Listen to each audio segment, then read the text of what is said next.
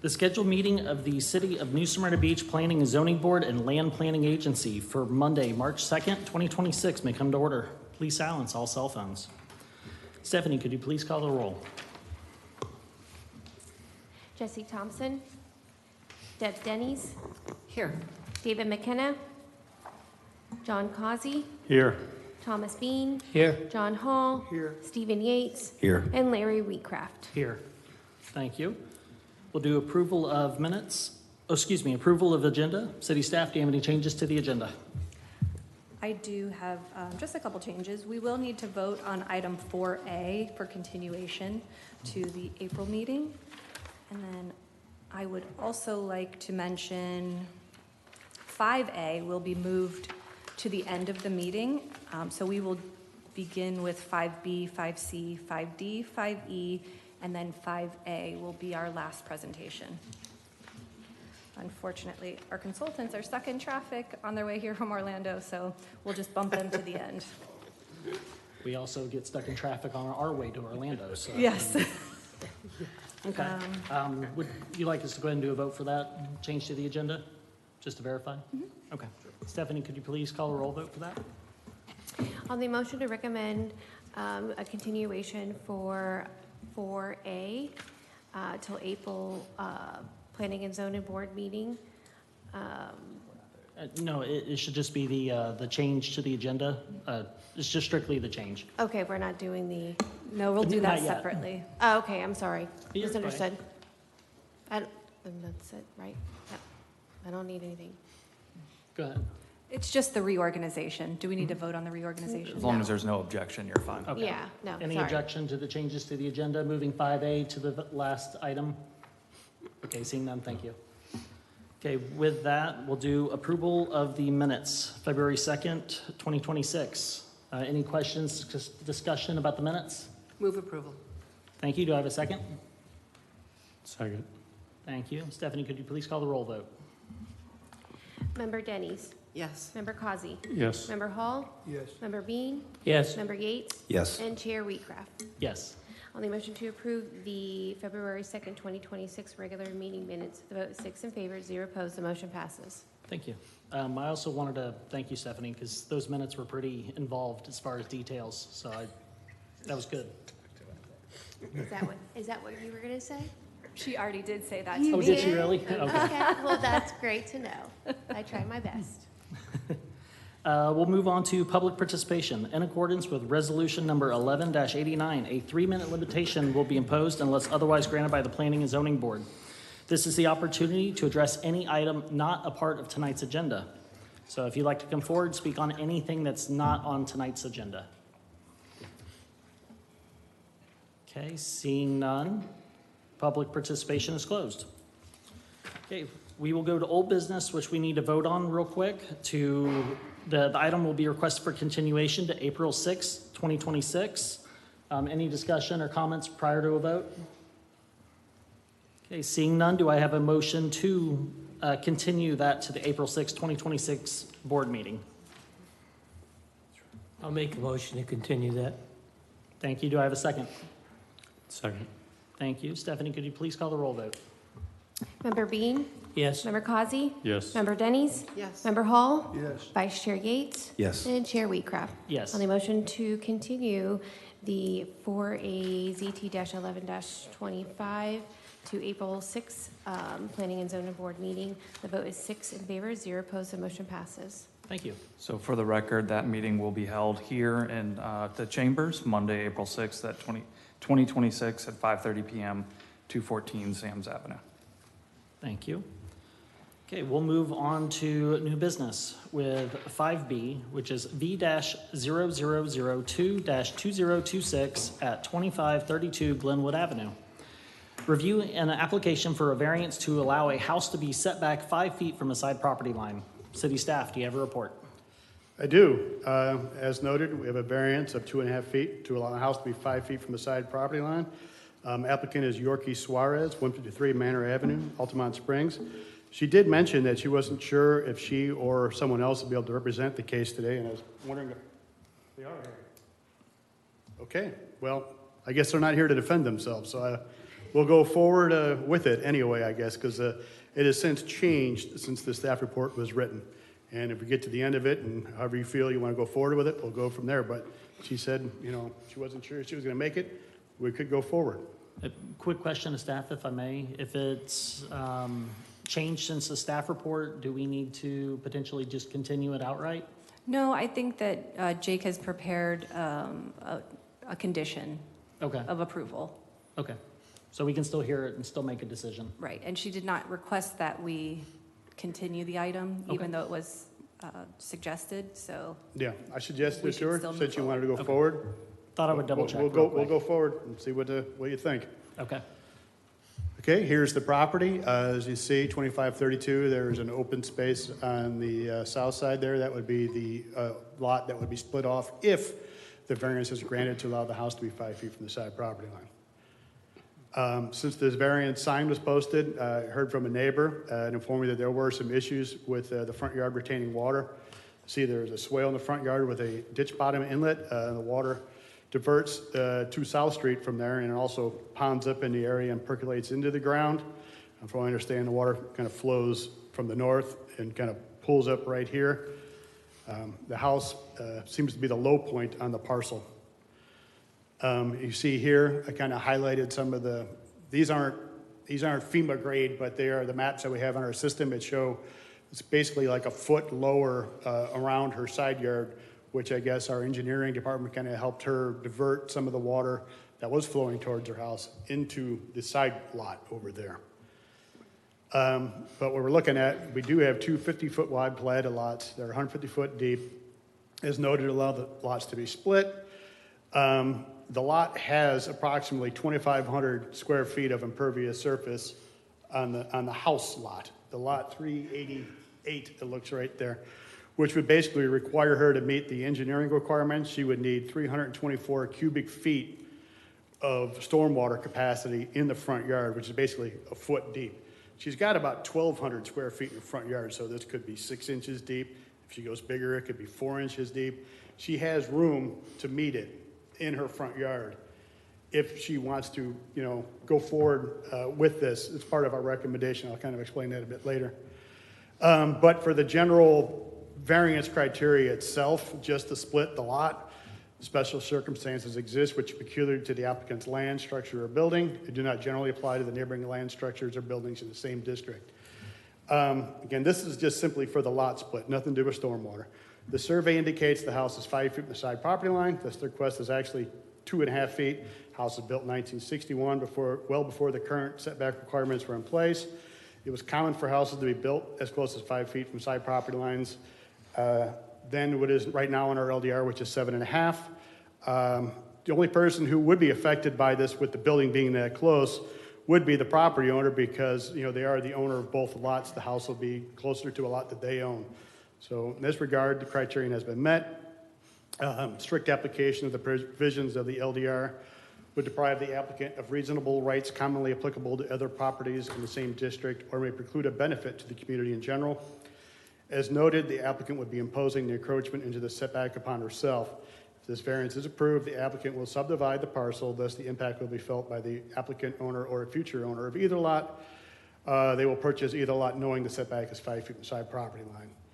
The LDR allows for platted lots to be built on, provided the regulations of the zoning district are met. So new house would have to be 7.5 feet from the property line and have to meet all the current stormwater regulations in place. This one has been met as well.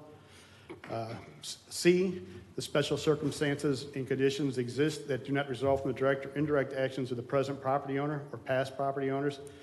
This criterion shall not be satisfied if the present or past property owner has created to any degree the hardship that is the subject of the variance request. Again, as noted, the applicant is requesting a variance to allow the lots to be split. Again, it was built in 1961, 5 feet from the line. The other parcel has never been developed. It appears that the current setback requirements kind of created the situation, as it was built at a time when it did meet the setbacks. I'm looking at this as being met. D, the granting of the variance will not cause substantial detriment to the public welfare or impair the purposes and intent of the LDR. The parcel was most affected by this lot split, again, is the applicant. Whoever builds on the empty lot will be aware of the proximity of the existing house. And look at this one as being met as well. Then E, the granting of the variance will not constitute a grant of special privilege that is denied by this LDR to other land structures or buildings in the same district. As the applicant owns both parcels, again, they are kind of creating a situation to themselves with one house being 5 foot from the line, but the other one being 7.5. So I'm looking at that one as being met as well. However, with my stormwater situation, things have changed in my recommendation. The original recommendation was to allow it to be 5 feet from the side property line. Revised recommendation is as a condition of approval, the applicant/property owner must meet the city engineering department's requirements for stormwater on both parcels prior to the parcels being split. In other words, have design plans showing that you're going to meet it on the vacant lot and meet them on the house that already is there. So they have to be able to create, and this is some rough math that we did with the engineering department today. It's about 324 square feet of, foot deep in their front yard. So while I originally recommended approval simply based on the setback, again, the new recommendation is you must meet the engineering department's requirements for both lots, and on the subject with the house, meet them before they do any split. And that is my recommendation. That is also kind of been backed up by our senior civil engineer, Ton Wynn, as well. Do you have any questions for me? Thank you. Any questions of staff? Just one. Yeah, go ahead. Make sure I've got the sequence right. The house was built on the property before it was subdivided or afterwards? Yeah, right now it's 100-foot wide platted, it's one parcel, but it's two platted lots. Right. So you could build on a platted lot, in this case it's 50-foot wide, but you have to meet the R2 setback requirements. So what the variance does is it allows the house to be 5 feet from the property line instead of 55 like it is right now. So by creating this variance, it allows them basically to split. But in light of the stormwater situation on the property, we want to ensure that the stormwater is met on the existing lot that would be created with the house and then the future lot. Is it true that for lot 387, whenever something gets built there's no side yard variances required, just a 7.5 feet? It would be 7.5 feet. The house could be as wide as 35 feet. Thank you. Yeah. So that was my concern, making sure in the future everything is met before they do anything to actually split. Any other questions of staff? Okay, thank you. It sounded like the applicant was not here. We Is have the had, applicant- we I'm have sorry. had people come in, so you may just want to. Is the applicant for 2532 Glenwood Avenue present? Seeing none, we will move on to public participation. A 3-minute limitation will be imposed unless otherwise granted by the Planning and Zoning Board. So if you'd like to come forward, give us your name and your address, and you have 3 minutes. Okay, thank you. I appreciate the time with the board. Name is James Nelson. I'm an environmental engineer, licensed in the state of Florida. Have some concerns in opposition to the proposed. I live at 2515 Glenwood Avenue. While we understand the desire of the property to be developed, we believe the particular proposal would have a negative impact on our neighborhood and does not adequately meet the criteria of the city's planning department application for the following reasons. Neighborhood character and density. Our community was designed with consideration to lot sizes, setbacks, green spaces, and that contribute to its open, cohesive character. Splitting the lot would increase density in a way that is inconsistent with the established pattern of development. More specifically, the city's comprehensive plan defines the Islesboro neighborhood as a low-density residential, as well as the LDR, which specifies an R2 residential. Both of these dictate the width of the property, which is supposed to be 75 feet minimum. The variance in corresponding lot split would be substantially detrimental to the LDR. The LDR is to protect the community, not just an individual. The lot split is not the norm for this section of Glenwood Avenue. It would be understood if it was beachside or a townhome, elsewhere. If this split, this would create 2 new non-conforming lots. The proposed overdevelopment and reduced lot size will diminish the appeal of the neighborhood and potentially affect the property values existing. Secondly, Though Islesboro was developed with limited stormwater infrastructure, the city has made productive strides in retrofitting the existing stormwater management system. However, residents are still deploying their own stormwater conveyance options in the attempt to mitigate personal loss or damage due to flooding. Please reference the photos provided to give you a couple examples currently along this section of Glenwood Avenue. Photo 1 is this property in question, and it has a PVC pipe that basically takes flow from the backyard up to the front, to the ditch bottom inlet that was referenced. And also further down the road, we also have a man-made swale by a homeowner that conveys water to an inlet as well to try to mitigate some of those flooding concerns. I provided also a 1-foot contour map, which illustrates not only is the area of concern just Glenwood, it is also Arlington, which is behind it. And Arlington has a small area that drains eastward towards Glenwood, which goes right through this property and gets it to that ditch of reference. Those are probably the pictures there. I apologize, we didn't get those out earlier. Oh, no, I just wanted to make sure that you were. If developed, this would increase the impervious area, resulting in less available area for stormwater percolation. That is your 3 minutes. I very much appreciate your comments. I'm sure there's quite a few other folks that would like to speak as well. Make sure everybody has an opportunity.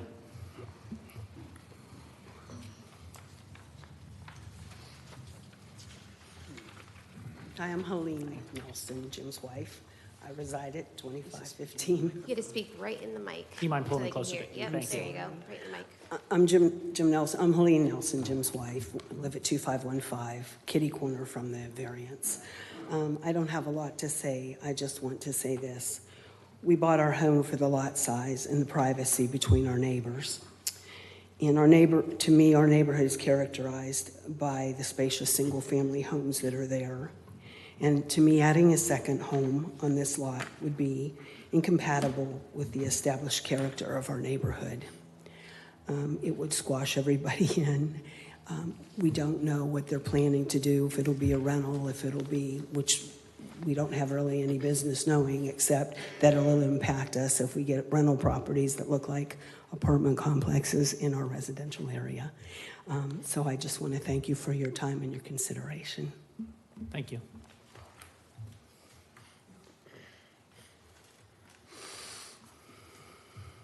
Hello, and thank you for your time. I live at 2525 Glenwood Avenue, across the street from this location. If the variance is granted, there most likely will be a house directly across the street from me, and affects my life in that my sunset will now not be able to be seen from my front window.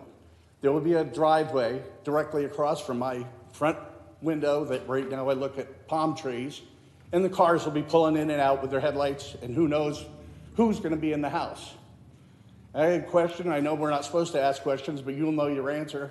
Have you driven down Glenwood and looked where this location is and the rest of the house is on the street? If you have, I appreciate that. If you haven't, I got a little story for you. A good friend of mine, businessman, said to me, he said, "Hey, Jim, if I gave you $1 million, would you jump out of an airplane without a parachute?" And I said, "No way." He said, "What if I told you it was on the ground?" You got to have all the information to make an educated decision. And if you haven't been up and down Glenwood, you haven't done your due diligence for this project. Thank you. Thank you.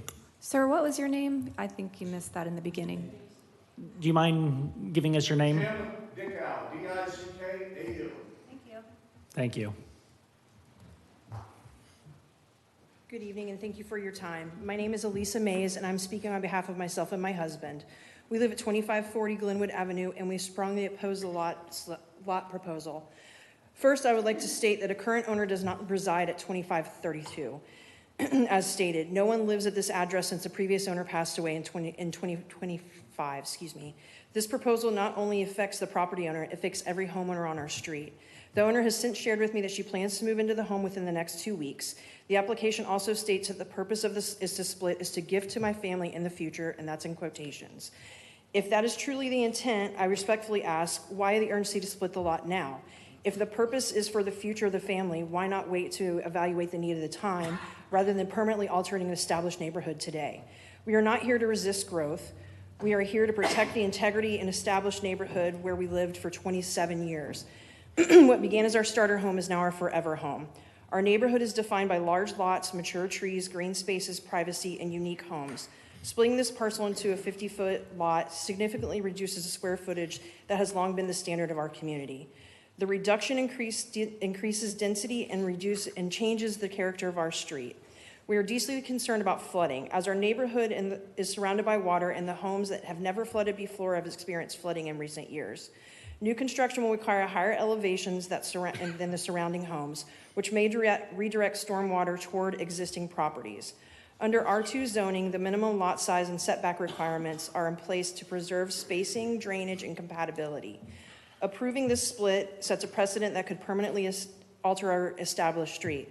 There is also an existing well on the proposed lot of 388 that services the home on the lot of 387. That shared infrastructure raises concerns that should be fully addressed before any approval. This decision is bigger than one parcel. It's about preserving our character, safety, and stability of the established neighborhood where families have invested decades on their lives. Approving this lot split sets a precedent that will permanently change our street. It reduces lot size, increases density, raises drainage concerns, and diminishes the character that defines our street and neighborhood. We respectfully ask that you stand with the residents who live here, who care for our community, and who will continue to call it home after this decision is made. Please deny this proposal and help protect the character, stability, and safety of our neighborhood. Thank you for your consideration and time. Thank you.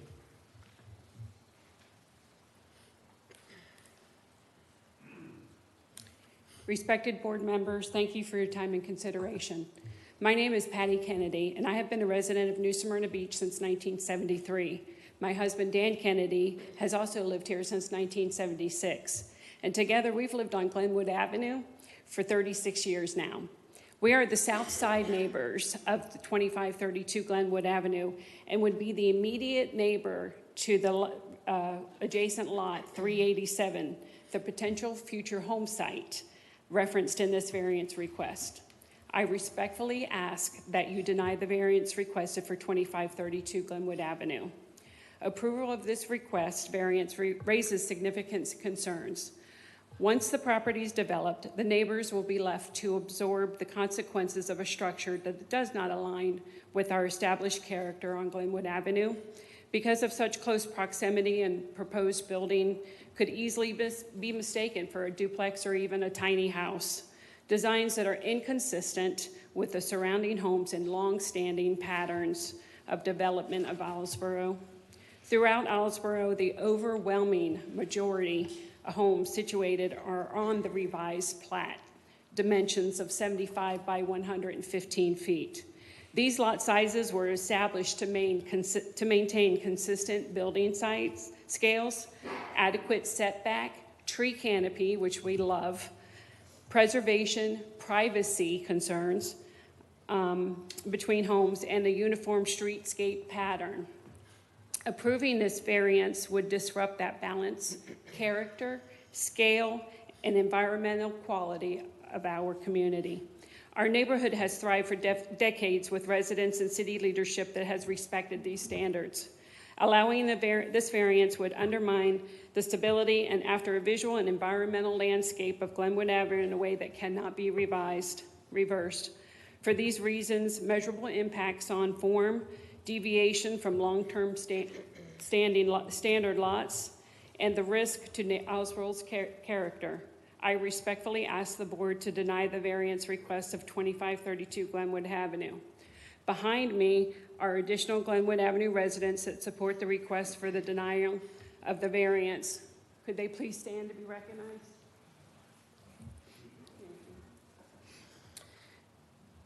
We do thank you for your time and thoughtful consideration. Can you please Thank you. say your address for the record, ma'am? Patty Kennedy and Dan Kennedy, 2510 Glenwood Avenue. Thank you. Thank you. Is there anyone else that'd like to come forward to this time on this agenda item?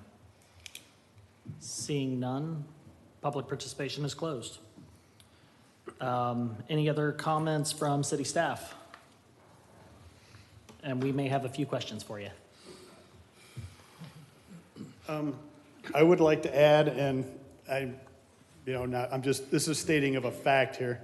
If the people did tear down this house and there wasn't a setback issue, it would be simply a matter of applying for a minor lot subdivision, and they could put up 2 homes on those 2 lots, the way our regulations read right now, just for the record.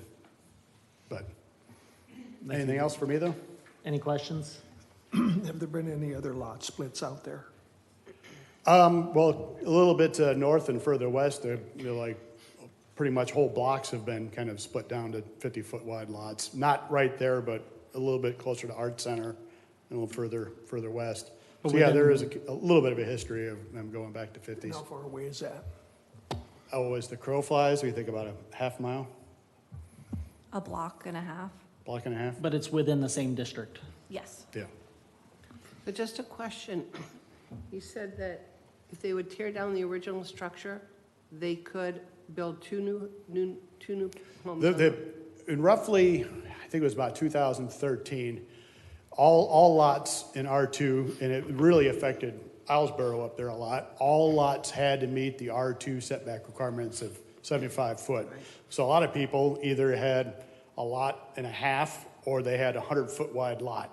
And what happened was in 2012-13 timeframe, they basically passed regulation that said you can go back to your originally platted lots and build, but you have to meet all the underlying zoning requirements. So R2, it's 30-foot front yard setback, 7.5 feet from the side. So it would be a smaller square footage footprint if a new home was built on each of those? It could be 35 feet wide on a 50-foot wide platted lot. Okay, so it's not actually apples to apples. Plus, they would have to, if they tore that down, they would be contingent on the new water. They would have to meet Yeah. the modern flood standards, which was kind of my requirement to be put in. Because I mean, you look at this image here, and I don't know how easily you can read that right there, and these readings aren't true elevations. They're kind of like the engineer took a shot by the front property line, and it's like 3 feet by the door. And as you go, it's 6 feet in the back, and it all kind of like slopes toward there. So what they would be doing in this situation is kind of fixing the flood situation in the front yard is my recommended approval for this. But if it was torn down, I mean, they would have to meet the modern requirements as well. But I don't want to go into a situation where this, you're making your own situation worse, which is what you'd inevitably be doing with doing this without any kind of stormwater or own lot. So, Any other questions of staff? So looking at the plot plan of the 2 lots, the existing house is 28 feet wide nominally?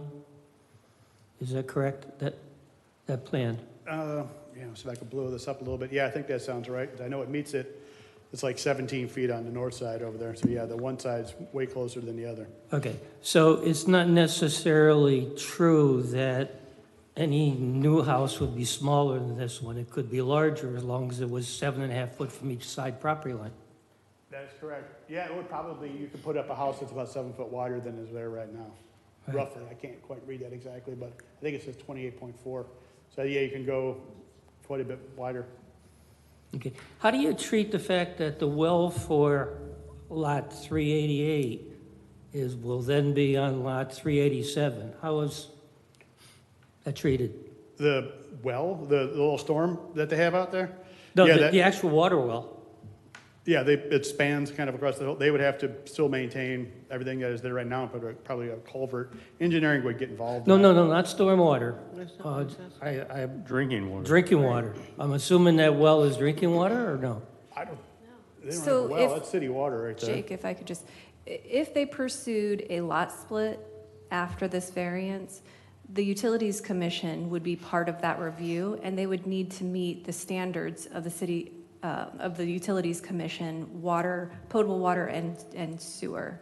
If that well is for irrigation, they obviously would have to contain it onto one property, if it's spanning against multiple properties, but you would have to become 100% conforming in order for that lot split to occur. So that would be addressed in the next phase if they applied for a subdivision of the lots. And is there city water at that location? Yes. Okay. Also, could I be clear on, could they split the lot and it be smaller and not have a variance? Well, no, Could because they- the house, the existing house is 5 feet, and it's supposed to be 7.5, which is So why it we're has to be going through split this right whole. where it is. That's- Yeah, yeah, okay. right along the platted lot lines, because you could build on a platted Understood. lot, yeah. How many other, I mean, it looks like it's an old plot plan with 50-foot lots, which was typical. And in the past, I understand that we've allowed them to be built in zoning codes that require a wider lot if they were previously platted that way. Immediately within 5 or 6 houses in each direction, are there 50-foot lots, 100-foot lots? What's the mix? You know, it looks like, looking at this, it looks like the bulk of them are at least 75 or to 100 in the area. I do look like there's a couple behind them, a little bit south maybe, that are 50s. But yeah, it looks like in general you got a mix of 75, 100, and a couple 50s behind them. I've got a few questions for you. So I wanted to address some of the comments that were brought up by residents. So it's brought up that it's low-density residential. By the lot split occurring and one additional house being built, that still fits within low-density residential. It does not increase the density past any thresholds. No, and then that whole, minor lot subdivision back to the platted lot lines also kind of allows for it as well. Okay, just wanted to make sure Yeah. that It becomes very close when you factor in the area, the depth of it, of meeting the area and depth. It meets the depth and really close to the area for the whole lot, as it is. It was mentioned the 2 new non-conforming lots. However, I just want to address the fact that it's permitted by the LDR whenever you're allowing us to split those 2 lots back out to the original platted sizes. Yes, yeah, like I said, that was a change, I think about 13 years ago. Okay. where you can- that was- The stormwater concerns, they're addressed through the additional condition with the city engineer looking through that. It's going to meet all the requirements and all the concerns legally by the land development regulation. That was what Ton and I came up with as a recommendation was, before you do anything, they would have to dig out their front yard, meet all of the stormwater requirements on their lot, and, resod, engineering signs off, says it's good to go, and then they could go ahead with the lot split. Okay. And then the last question I wanted to bring up, an accessory structure. Currently, with it being one single lot, if they wanted to, I know we've already talked about they could remove the home, put 2 brand-new homes, and not have to go through the variance process. If they wanted to build an accessory structure, a detached garage with a brand-new driveway, they could do that currently, as long as it's not larger than 60% of the existing home. So they could already build a detached garage. They could put, I think the house is roughly 1,500, I think it said 1,512 on the appraiser, so they could put roughly a 900 square foot building in the back. Okay, so the concern about there's a new driveway, there's new headlights, things like that, it's changing the character of the neighborhood, they can legally do that now without could. doing anything before us. That is true. Okay, just wanted to make sure that was clear. Those were the only questions I had. If there's any other questions from the board? Just confirming, so that if this were approved, 387 would be a conforming lot and 388 would be a non-conforming lot. Yeah, the way they look at it is the variance kind of makes it conform, but yeah, technically, it's 2.5 feet off, so. Right, but it only affects that one lot effectively, Yes. being non-conforming, That's solved correct. through a variance. If I could clarify, the lots would be conforming. It would be the structure on the lot that would not be conforming, On one lot only. on one lot only. And with an approval of a variance, it would be legally non-conforming. Correct. Correct. Any other questions? Yes. Just a comment, there's currently drainage issues there. Yes. That's reported, and looking at these pictures tells a good story. So if they built a new home, if this should pass, the new home would be built higher according to new standards, correct? It would be higher than the existing structure, the other Yeah, structure. yes, it would. Okay, So, I could be wrong, but that's gonna kick off a drainage issue. Well, I mean, whatever you're doing right now, they would have to meet, one, they have to meet it now for the house, and if a new home were to come in, that too would have to meet it. I mean, it is kind of like I think everyone here would agree, it's kind of the bowl of the area. The house right there is the low point. So, the existing home. So, we know we've already got an issue with drainage. Do we want to exacerbate that with this division of the property? I'm struggling with that, because what I heard was, we've already got drainage issues, it's inconsistent with the existing homes, and it will have a negative environmental quality due to the drainage and the issues. I think that's clear, that's evident. So with all the issues with drainage that we're all dealing with, do we want to add this to that, if there's a way to stop it now? Or is there a way? Well, that's what the proposal that engineering came up with for the roughly 324 feet of, storage in the front yard to capture what isn't there right now. So you'd be capturing the water in the yard now and diverting it from the house. Like I said, the lot to the south there was basically kind of, with our own engineering department's help, kind of diverted that direction to keep it out of the house. This would do is they would be capturing it in their front yard, because that's where it all slopes to. And then the other lot to the south, if this is approved, would capture their own. Okay, thank you. So all the problems go away if the owner tears down the house and builds two separate homes. All the regulations, everything's met, and they could we do don't that, have these but issues. they don't seem to want to do that right now. What you're doing. I do want to just remind you that we're looking at a variance, and that we should focus on what the request of the variance is, whether they hypothetically choose to tear the house down, or they choose to split the lot in the future. Yes, all of those could be affected, but we do need to focus on the criteria that are presented and the evidence that's presented to those criteria of what's actually being requested. Thank you. Is there any other questions directly of staff for Jake? Yeah, I have one. The stormwater, I think you said 324 feet by 1 foot deep. Can that be met by on-grade pond, so to speak, a dry pond? Or would it have to be an underground type of structure? What it would be is basically digging out, at roughly an 18 by 18, or however you want to get yourself to 320-ish feet in the front yard, a foot deep. You've got about a 1,200 square foot front yard, so you could spread it out so it's barely noticeable and still capture it all.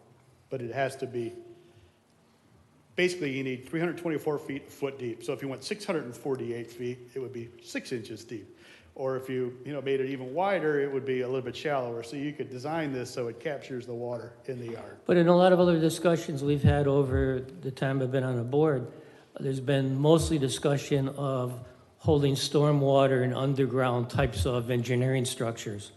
Would that be applicable here? I don't think you're going with some kind of exfiltration thing on this. I think this is capturing 1.5 inches of water. This is how our engineering department treats these. I am not an engineer, so I don't want to get pushed too far into answering engineering questions on here. If there's no other questions of staff at this time, thank you, Jake. And I'll go ahead and do discussion and/or questions by the board. This is our opportunity to have discussion on this item. I would like to remind the board, like Stephanie mentioned earlier, this is quasi-judicial in nature. We have to go off the criteria that's before us. We have expert testimony from our staff in which they have stated that it has met all of the criteria, and they have also provided us a condition with a recommendation of approval. So with all that being said, is there any discussion prior to a motion? Okay, seeing none, do I have a motion to approve the request of variance with the understanding that you can go against that? That's fine. But do I have a motion to approve the request of variance with the condition laid out by staff.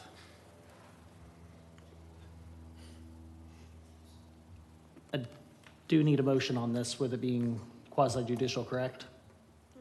Yes.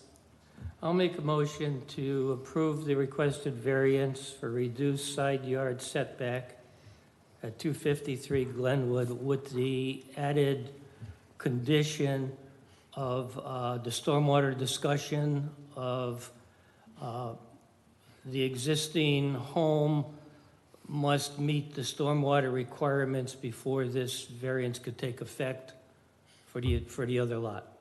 I don't know, does that capture? That's good. Do I have a second? Second. Any further discussion? Okay, seeing none. Stephanie, could you please call the roll vote? Member Bean? Yes. Member Causey? No. Member Denny's? No. Member Hall? No.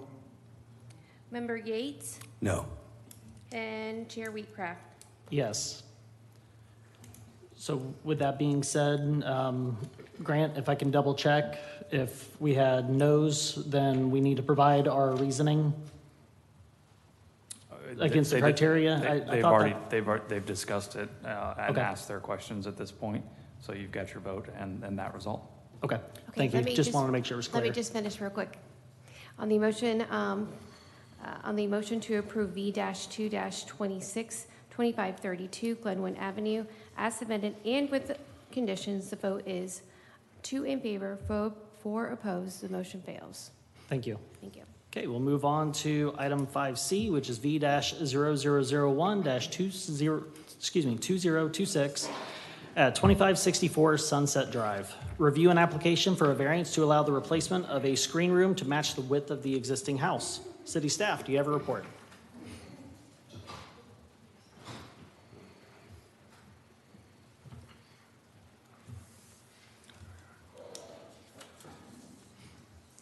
All right, Mr. Chair.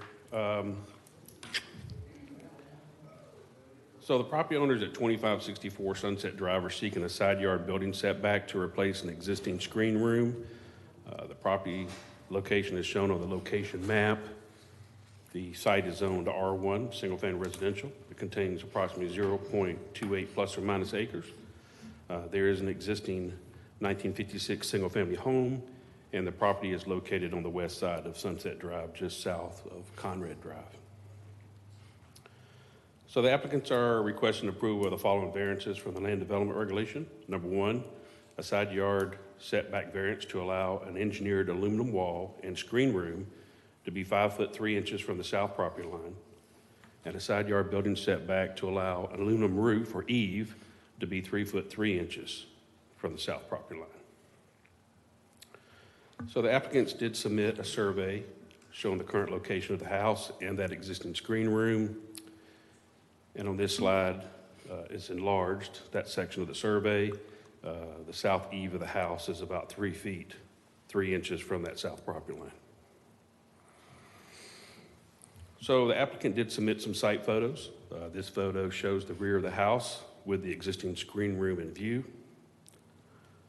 This photo here shows the location of the rear house window. The existing window location is part of this hardship that will be presented to you later. And this photo shows location of the northeast or northwest rear of the house. The proposed screen room would extend to the end of the wall. The variance will not be required as the proposed screen room can meet the building setback on this side of the house. So in this slide, the proposed site plan for the new screen room gives the requested south building setbacks, with the existing house being 3 foot 3 inches from the south property line. The proposed screen room would be 5 foot 3 inches with a proposed eave at 3 foot 3 inches. This would allow for consistency between the proposed screen room and the existing house. So the property owners wanted to share their vision for the property as well. And so in this slide, you can see the proposed screen room, a new swimming pool, and paver patio. This would be the view from the north side of the property. In this vision, would also include landscaping and allow for obstructed views of the Turnbull Bay. This slide would show the view from the north side, or excuse me, from the north side. And this slide would show the proposed view from the rear yard, or from Turnbull Bay itself. So the current R1 zoning district requires minimum lot widths of 100 feet. This 50-foot wide platted lot was platted in 1926 when no minimum zoning lot size was required. Also, the house was constructed in 1956 before modern building setbacks were enforced. The current R1 zoning district requires a side yard building setback of a total of 20 feet with no side less than 8 feet.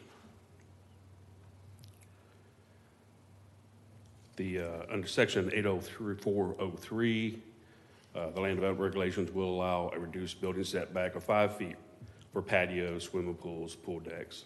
So the proposed swimming pool patios can meet the required building setbacks. Also, the house sits about 10.5 feet from the north property line.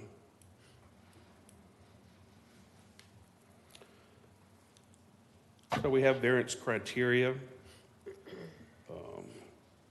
The land development regulations require variance requests to meet all the following criteria. The applicant's responses are in italic, and the plan department's evaluation to the required criteria are shown in bold. So number one is special circumstances exist, particular to the subject property, owner's land, structure, or building, and do not generally apply to the neighboring land, structures, or buildings in the same district or vicinity. The applicant's response was that their property that's located at 2564 Sunset Drive is extremely narrow. They understand that from prior owner, that the original owners built the house around 1956, and after its construction, they took one of the lots and split it into 2 lots. We understand that they built the house located to our north side and then sold it at some point in the 1970s. As such, the width of our lot, after it was split, is still nearly only 50 feet. And most of the surrounding lots, beside the one to the north that was split with theirs, are much larger. Therefore, the size of their lot causes a hardship. Additionally, their house sits only 3 feet off the south side, approximately as it was built in 1956, and the current land regulations were not in existence. To put the width and location into perspective, the house makes up about 35 feet of the total 50-foot width. Therefore, it would be impossible to have a screen porch the entire duration of the back of the house to meet the current building easement requirements. As such, both the narrow width of the lot and the age of the original construction require special circumstances for the variance request. So staff's evaluation was that there are special circumstances with this property and the structure, that the current R1 zoning district requires a minimum lot width of 100 feet for all new lots. This 50-foot wide lot was platted in 1926 when there was no minimum lot size required, and the existing house was constructed in 1956, 3.3 feet from the south property line, at a time when modern building setbacks were not required. So in our evaluation, we felt that they met that criteria. Criteria number 2, strict application of the provisions of the LDR would deprive the subject property owner of reasonable rights commonly applicable to other properties in the same district, or may preclude a benefit to the community in general. So the applicant's response is that they're attempting to add a screen porch to the back west side of their property to meet the current building requirements. They would need to put a south side wall in the middle of a large picture window that would destroy the view of the Turnbull Bay. They also would need to pull in the north side wall, which would potentially put that screen room into a window as well. Alternatively, if they bought in the past the picture window to the south side and normal window on the north side, the screened in patio would be extremely small and serve little to no purpose. And in comparison to their neighbors along the Turnbull Bay, they have expansive sunrooms and or screened in patios, cover most of the bay side on the back of their houses. As such, the current provisions would deprive them of reasonable rights commonly applicable to other properties in that same district. Staff's evaluation was that if the screen room solid wall was installed at the current required building setback of 8 feet, the wall would be located in front of a rear window of the house, which could deprive them of some reasonable rights that are associated with other property owners. So we feel that criteria has been met. Number 3, special circumstances and conditions exist that do not result from the direct or indirect actions of the present property owner or past property owner. This criteria should not be satisfied if the present or past property owner has created to any degree the hardship that is subject to the variance request.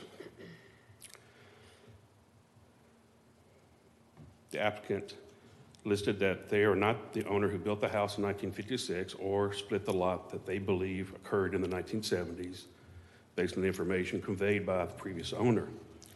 As such, the current easement requirements were not or likely were not in existence at the time that the house was built or the lot was split. Additionally, the previous owners prior to them, when they purchased the property, built a patio. The current patio is in disrepair and it cannot be safely kept. They're looking to keep the south side wall in the same area as the current, located but cannot under the new easement guidelines. As such, the current property owners did not create the current hardship and are merely trying to make their house safer in light of current state of disrepair and existing screen patio. So the planning department's evaluation is the current owner did not create the hardship as it pertains to the existing house. A previous owner may have caused the hardship by placing the house close to the south property line. The property owner may have subdivided the property after the house was built. At this point, we cannot confirm that. Also, if the screen porch solid wall was installed at the current building setback, the wall would be located in front of a rear window of the house. And so we feel this criteria may have partially been met. Number 4, the granting of the variance would not cause substantial detriment to the public welfare or impair the purposes and intent of the ordinance. The applicant's response was that they currently have talked to a number of their neighbors and would include in this package a list of individuals who are in support of their variance request. Those who were not able to talk were in strong support to increase local property values. The house on the south side would still have plenty of room to access ingress and egress, and the north side of her lot for any repairs or traditional activities that the easement intent would achieve. She would have vehicle access for ingress, egress on both sides, and the owner of this property is in support of their plan. The house on the north side in comparison to theirs is about 10 feet apart, so the proposed plan would not make any access any less than it already is. And those owners are in support of this plan. Additionally, they are in strong support of our plan from nearby neighbors as well. Staff's evaluation is that it would be hard to establish that the request would cause substantial detriment to the public welfare since the parties that would be affected are in support of the variance requests, so we feel that this criteria has been met. And finally, number 5, the granting of the variance would not constitute a grant of special privilege that's denied by this ordinance to other land, structures, or buildings in the same district. The applicant's response was that we are unaware of any neighbors who requested a similar variance that were denied. As such, the grant of this variance would not constitute a grant of special privilege. In fact, it's actually consistent with many of the neighboring properties who have expansion sunrooms and or screen patios given location directly on Turbo Bay. Staff's evaluation was that if a property owner feels that they have a hardship to a parcel of land or a building or structure, and they can meet the criteria established under Section 305, they may seek relief in the form of a variance from the current land development regulations. If this criteria has been met, then granting a variance would not be considered a grant of special privilege, as each application would stand on its own merits. It would not set a precedence. So staff feels that this criteria has been met.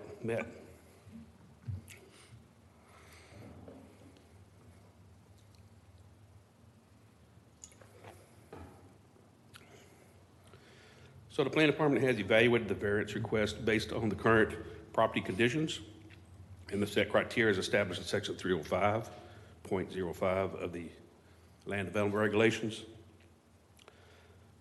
Allowing the eave to be 3 foot 3 inches from the south property line would line up with the current eave of the house. and allowing the wall to be 5 foot 3 inches from the south property line would allow for the wall to be outside of the large rear window. The rest of the screen room and covered patio can meet the required building setbacks. So the planning department's evaluation of the application has determined that the application has met or partially met the required criteria and would recommend the planning and zoning board approve the requested variances to allow for the replacement of the screen room. And that's a summary of the staff report. Subject to any questions that the board may have. Thank you. Any questions of staff? Okay, thank you. Is thank the you. applicant or representative present? And if so, would you like to add anything? Okay.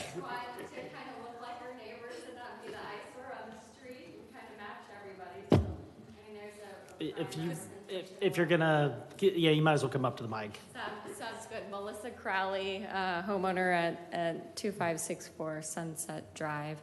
Just trying to look like a lot of our neighbors and not be the eyesore on the street or back there on the bay. So, you know, just given the age of the house, we're having a little difficulties with the screen porch, but not the pool. Thank you. Any questions of the applicant while she's here?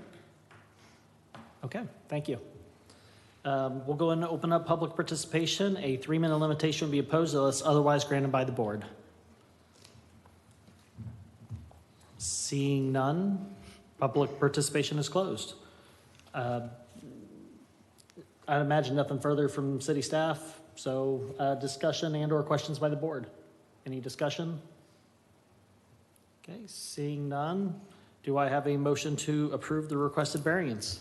Yes, I move to approve the requested variance for reduced side yard setbacks for 2564 Sunset. Thank you. Do I have a second? Second. Thank you. Stephanie, could you please call the roll vote? Member Denny's? Yes. Member Causey? Yes. Member Hall? Yes. Member Bean? Yes. Vice Chair Yates? Yes. Chair Wheatcraft? Yes. On the motion to approve V-1-262564 Sunset Drive, vote is 6 in favor, 0 opposed, the motion passes. Thank you, and good luck to you. We'll go ahead and move on to 5D, which is V-0003-2026 at 801 South Street. Review an application for a variance to allow 7 fewer specimen trees at the proposed mosquito control facility at 801 South Street. City staff, do you have a report? I do, and my PowerPoint kind of includes both reports because they are so interrelated here. So we have variance 326 and site plan 2525, 801 South Street. Site plan approval of the expansion of the mosquito control facility and a variance to allow fewer specimen trees than required for the LDR. You can see that here's the existing parcel right there that ends in 22, and then a little bit to the west, they're expanding into that parcel there, which is where our specimen trees are located. The applicant we have is Tad Casbeer, 123 West Indiana Avenue, room 402, DeLand. The city actually owns the property. It's leased to the East Volusia Mosquito Control, 9.09 acres. There's a variance to allow 7 fewer specimen trees. Those are the parcel ID numbers. This is kind of what you're going to be looking at from the street along South Street. It's basically be undergoing substantial improvements. All the current buildings are going to be replaced with new structures, and the facility will be expanded. Now the variance for the 7 fewer trees, you see those X's there are the trees that are coming out, and it's basically where the helipad is now, and that'd be the kind of the flight path coming in across the airport right there. And one thing you don't want when you have helicopters taking off is a lot of trees where birds can roost, and you don't want to have a lot of standing water, which attracts birds as well. So the vegetation is largely going to be on the north side, closer to South Street, and this south side, closer to the actual airport operation facility, is going to be largely devoid of trees and standing water. So, as I noted, specimen trees, we have a requirement in the LDR. It says 80% are to be preserved, and 19 specimen trees on site, that would make it 15. In this case, 8 are proposed. There's a deficit of 7. On July 8th, the City Commission already granted approval for the removal of 4 historic live oak trees from this property, Those were largely closer to South Street, where right now it's going to be a retention area for the stormwater for this site. Specimen trees are basically, when they get to the 36 inches in diameter category, they are considered historic, and those are only reviewed by City Commission. There are also 4 historic trees that are going to be remain on site as well. Those are closer to the South Street roadway, but on the, I guess it would be the east side. And as part of this whole project, the county does have a tree mitigation, because they're clearing out a lot of trees. There are over $400,000 that would be reserved for the city to put in other trees around the city.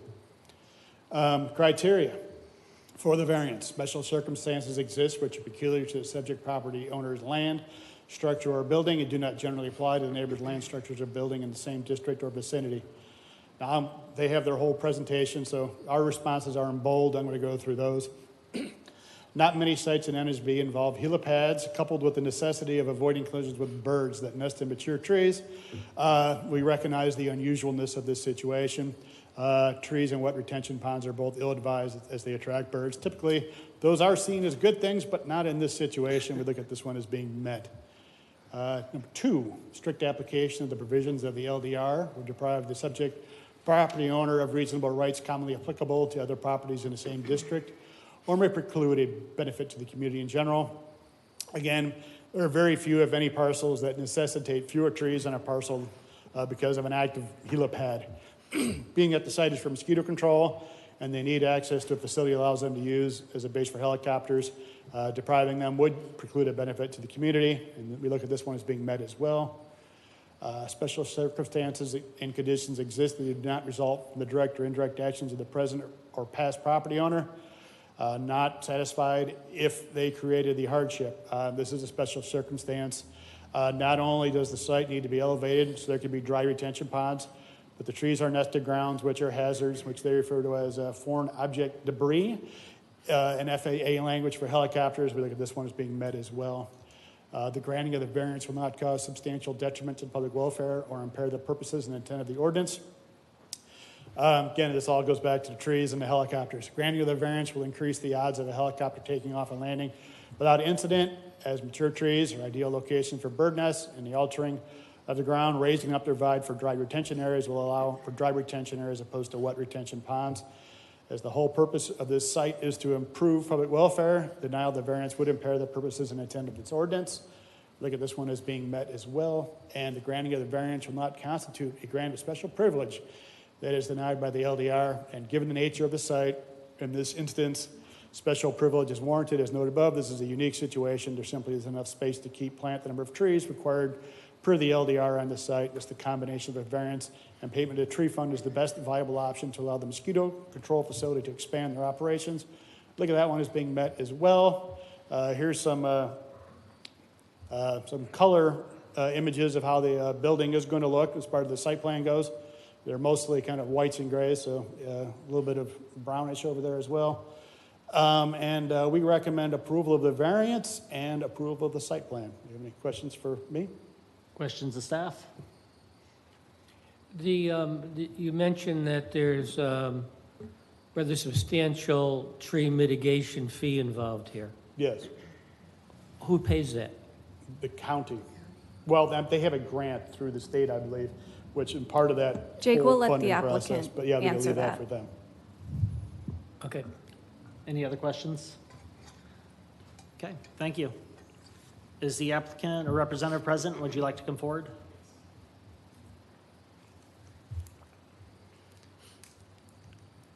Here's your PowerPoint. And I'd imagine this presentation covers both variance and site plan? This one only talks about the variance. Okay. So, and then we will be able to address any questions pertaining to everything. No problem. The team here. So thank you. Jake always does a great job. Once again, we're here for the Volusia County Mosquito Control Services. They've been operating in this site since the 70s. A lot of the buildings have been there since the 70s. Do you mind Jake introducing- Steer, Thank Zeb Cohn Associates, 300 Interchange Boulevard, Ormond Beach. Sorry, got excited. Thank you. So if you look at the site, it's predominantly metal buildings, insectaries, laboratories, maintenance shops, and it's kind of lived its useful life. So really the new design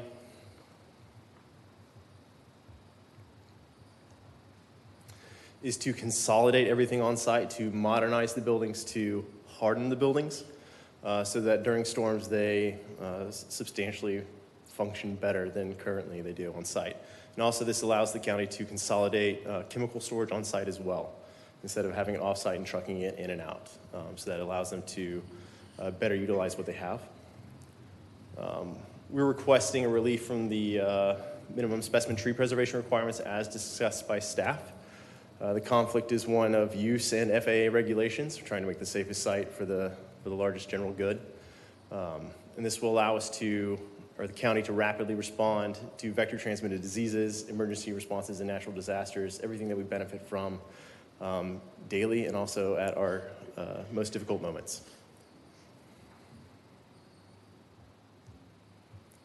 So as you can see from this map, one of the primary reasons we have to work on reducing the amount of trees in the back is we need to have a visible sight line to the tower. As kind of stated, we are an airport use. We will be utilizing the tower for daily functions, so anytime we go up and down, we need to have that clear sight line. So that's kind of one of the reasons we're working. We have to eliminate some of the trees in the back, not just because of stormwater or because of the debris, but also just because of daily operations of the airport. So one of the other constraints is anytime you work near an airport, you have to have a horizontal clearance. So you can see on the map, we're limited by what can actually be planted in the back. If you look at a lot of the trees that have grown up kind of in that newer parcel, eventually over time, they would reach some of these thresholds and have to be dealt with as well. I think the airport just went through a study that looked at how these interacted, not these specifically, but trees and everything around the airport recently.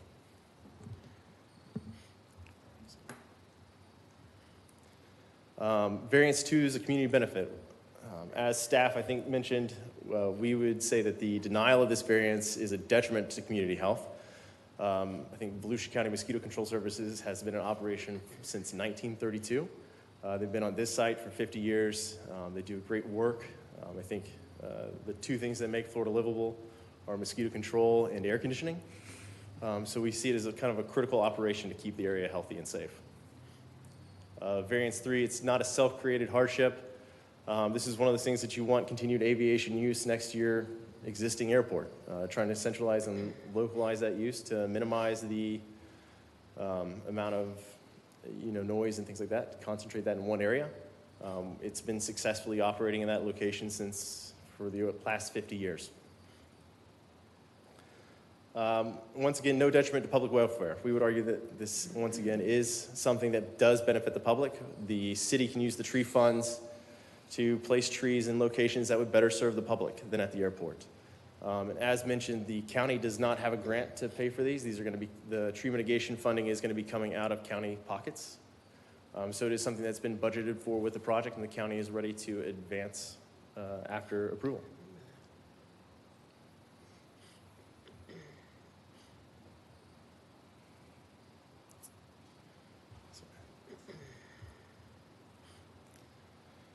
So in conclusion, we request approval.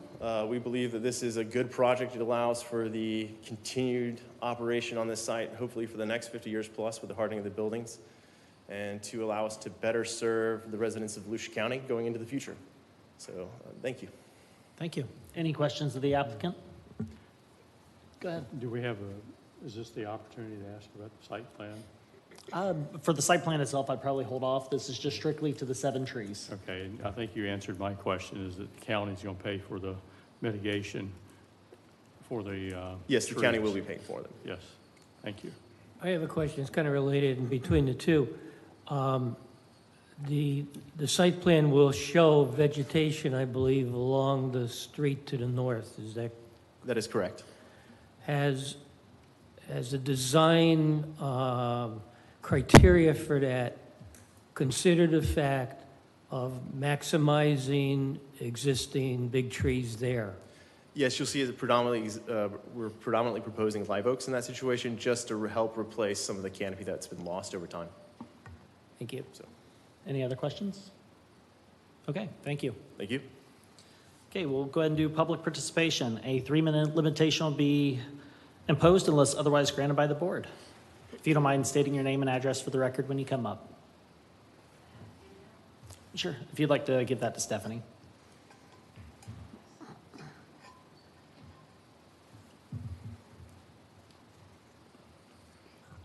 Good evening. My name is Leslie Sachs. I reside at 816 East 8th Avenue, New Smyrna Beach. By a 3-2 vote last July, our commissioners approved removal of 4 historic trees. Weren't they told at the time the applicant would want more trees destroyed? Will they be back again after this time? And why wasn't this requested during the quasi-judicial last July? New Smyrna Beach has been recognized as a Tree City USA and Monarch City USA actively working on tree protection requirements since 2019.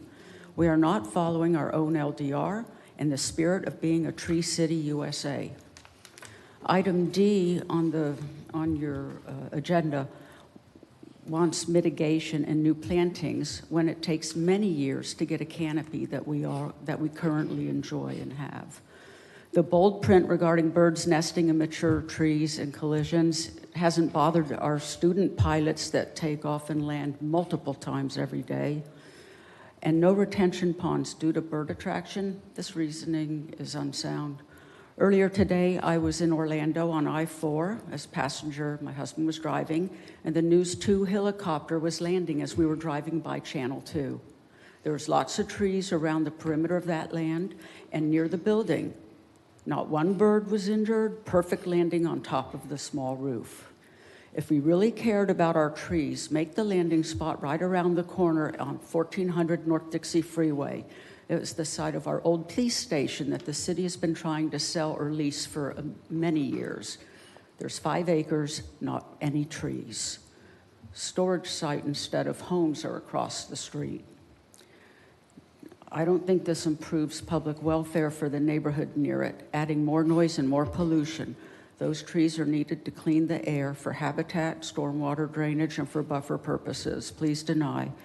These are healthy trees, and we are a tree city. Find a more compatible piece of land. Thank you. And my handout has the reason why the oaks are so precious. Thank you. Is there anyone else that'd like to come forward?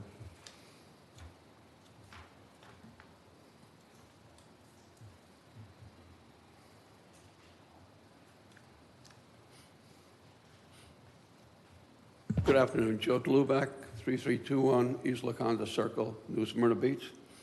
2 comments. I'm somewhat surprised that, in fact, there are no requirements established in the LDR for such a unique facility.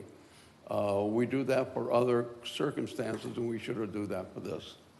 Secondly, one thing you did not see was the details of what's contained in those buildings.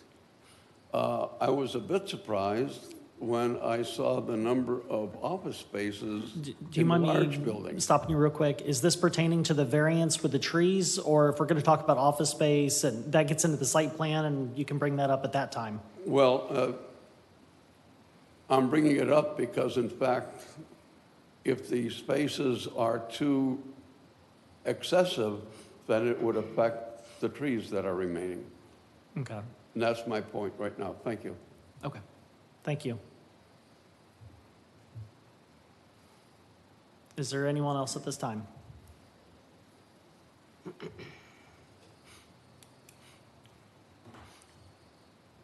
Good evening. My name's Randy Walter. I live at 2501 Fairmont Avenue, which is pretty much directly across the street from this facility. And I'm noticing that there's a pretty good sized piece of property here, but yet the buildings are pushed, it appears, as close as possible to the South Street right away, which then has a parking lot in front. And it appears that the engineering firm representing the mosquito control wants a pretty easy way out.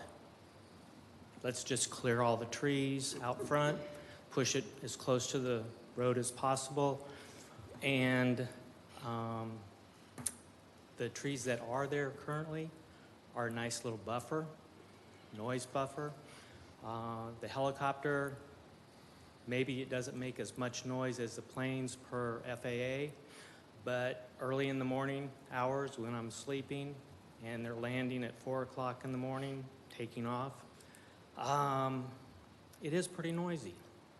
So I would like for you to take into consideration that the trees do provide a natural buffer, sound buffer, and I would like to duplicate everything the young lady said as well, that we are a tree city, we are supposed to save the charm, and when it comes to the Islesboro area, I don't think that we should be forgotten. I think we are part of that charm, and I thank you for your time. Thank you. Is there anyone else at this time? Okay, seeing none, public participation is closed. Any further comments from city staff? Other than, I didn't have a separate site plan presentation, that was kind of all in one there. Yep, tracking, thank you. The applicant, is there anything further you'd like to address, or? Okay. Discussion and/or questions by the board? Can the applicant, the Do you mind engineer? coming forward, Jake? I'm sorry? The applicant, right? You're right. Put back up that slide that showed the site plan, that showed the landscaping along the road. Jake, was that you're talking about the image? No, there was a plan view. That one was in the other Jake's presentation, as I refer to him when I get ready to call Okay. him. So, Don't go away, okay. Let me see if I can pull this back up here. All right.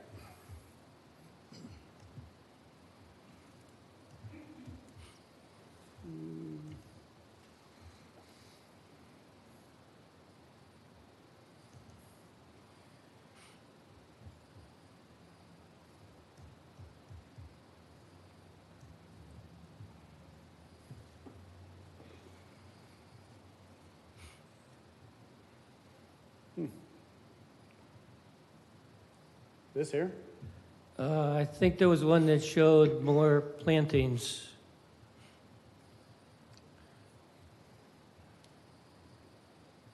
No, that's what I have.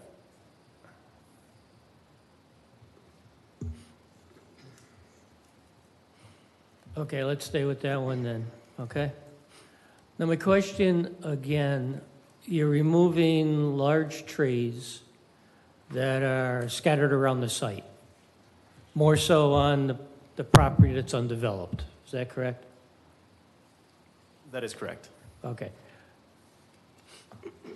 I'm concerned, the helicopter pad is protected from the street by the buildings, is that correct? Correct. So the scattering debris and the rotor wash up and all that is relatively benign because of the position of the buildings, is that correct? Correct. Okay. Can you explain in more detail how you've maximized the location, the idea of relocating existing major trees to the buffer between the buildings in front of the parking lot to the road, as opposed to just paying a fee and walking away from it? Yes, in our design for the site plan, I believe, I'm sorry, I'm just quoting this number off the top of my head, I think we have approximately 64 live oaks we're planting along that front buffer. What's the size of those live oaks? Off the top of my head, I believe they're 4.5-inch caliber. Okay. So those are in the front to help, reduce the screening. I think you can see we've worked to save as many trees in the front of the site as we possibly can with the grading and stormwater. The tricky thing with the stormwater isn't necessarily that it conflicts with the birds. It's that we need dry retention. It's wet retention which creates issues. So we had to provide dry retention, which is a little bit more intensive of a land use. And correct me if I'm wrong. I have engineering here to correct me. But it just takes up more space. And so that's one of the reasons why we struggled to save more trees. We did work, we worked with an arborist to come out and review all the trees. And we tried to be diligent with what we could responsibly do. Well, I guess the point I'm not addressing that the fact that a certain number of trees are in locations where buildings are planned and dry ponds are planned and so forth. and you use 4 or 4.5 inch live oaks as your buffer, the bigger trees will have to be relocated for this type of site plan. But can more intensive plantings be made on the road side that would appease somewhat the neighbors that are going by, maybe help them with the noise mitigation of the helipad? Well, I would say with the intent of the plantings that we proposed in the site plan is that. That was one of the goals we tried to accomplish. It is a continuous, alley of oak trees along the front. So we have tried to accomplish, I think, what you're discussing. So. Hi, good evening. Ben Bartlett. I'm the Volusia County Public Works Director. I think it's important to understand there's some very tough site limitations here that we're dealing with. The buildings have to be so far from the flight line, hence the reason they're scooted up to the north. As he was saying, with the dry retention, that necessitates filling the site, which causes some issues associated with grading back to the original grade. In those areas along the road, you have to meet existing grade. So if we're filling the site, it creates some slope issues, and that kind of, falls in or kind of causes a lot of the issues that we're having. I can tell you that the screening and the buffer plan that we have along the frontage there is pretty robust. I would argue that if you drove along that road today and looked at what the site looks like now, it's going to be a significant improvement over what's there. And so that's what we're going for. I mean, obviously we're expanding into an area that's undeveloped, which is where the majority of the tree removals are occurring. And the buildings, it's a tight site for the buildings we're looking to put on there. You have to meet all the rules associated with, fire access. You got to get a fire truck all around those buildings and that kinds of thing. So, battling the FAA requirements, the setbacks from the airport, the fire marshal rules as far as access, we've maximized the amount of vegetation and screening that we can put along South Street. And I think it'll be a definite improvement. I think it'll look one of the better facilities along that road. We recognize that you have an industrial airport space adjacent to a residential area. It's not ideal, and we want to be good neighbors to those folks, and that's why we're looking to put as many screening, vegetation, trees, and anything we can in there, and we think we've done a pretty good job of doing that. Thank you. Jake, do you agree with him? Yes, the minimum standard is a 2.5 inch oak. If you don't mind going to come the, to the mic. top. Thank you, Stephanie. You're good. One of us. Yes, the minimum standard for a replacement tree is 2.5 inches in diameter, and these are 4.5 inches in diameter, so they are actually quite a bit larger going in than the minimum standard. Thank you. Yes, sir. And if I may, I've been on the other side of it. I'm on the other side of this coin a lot as Public Works Director, hearing variance requests, and I just want you to know that we're cognizant of that, and that's why we're not asking for relief from paying into the tree fund. We understand that's the rule. We're not coming here looking to get out of that requirement. We budgeted for it, and so we want to, again, as much as possible, exceed the code requirements that y'all have. Thank you. Any other questions of the applicant? Go ahead. Not sure which was the appropriate one, but you've got the public works sign on, so. My question is this project voluntarily following the new higher standards for stormwater Does that retention? apply to the 7 trees for variance? Because if that's a site If plan we're doing question. site plan. We're not doing site plan yet. This is only for the variance for the 7 trees at this time. You can definitely ask that next if you'd like. Unless you think it's relevant to the 7 trees. Okay. Any other questions? Okay, thank you. Discussion and/or questions by the board? Any discussion prior to a motion? Okay, seeing none, could I get a motion to approve the requested variance?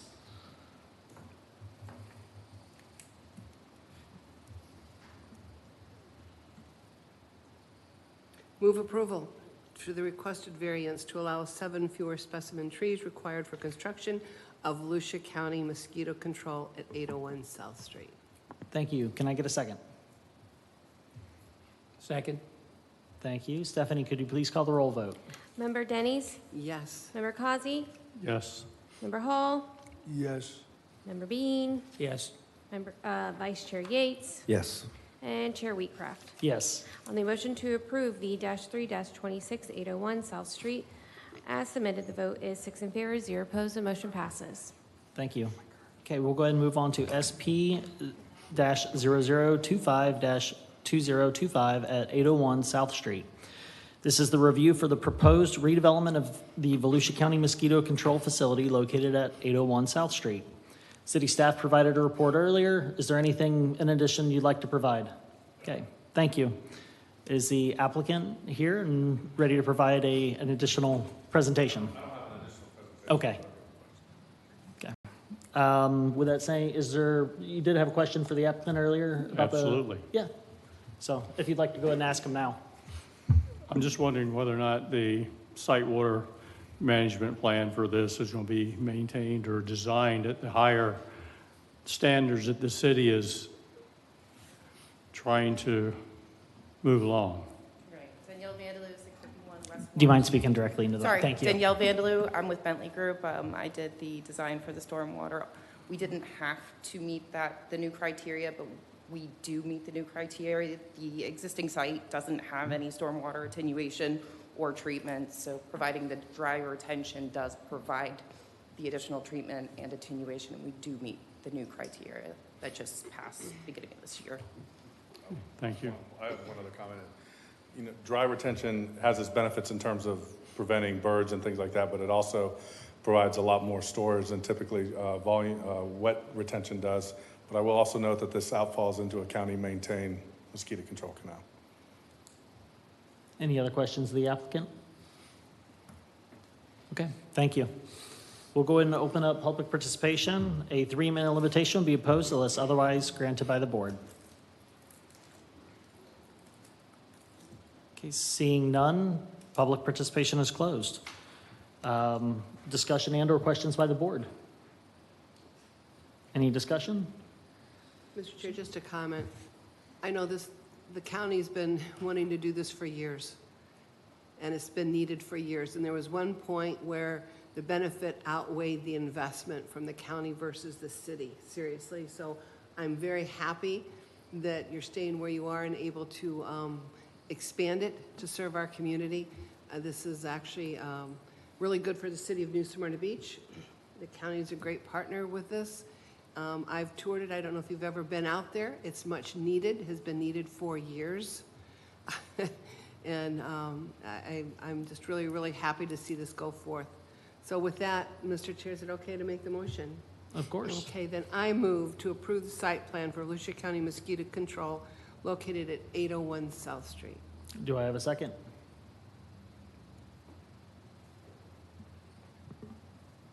I do need a second.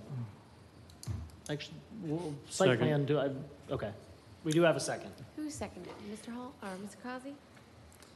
Okay. With that being said, Stephanie, could you please call the roll vote?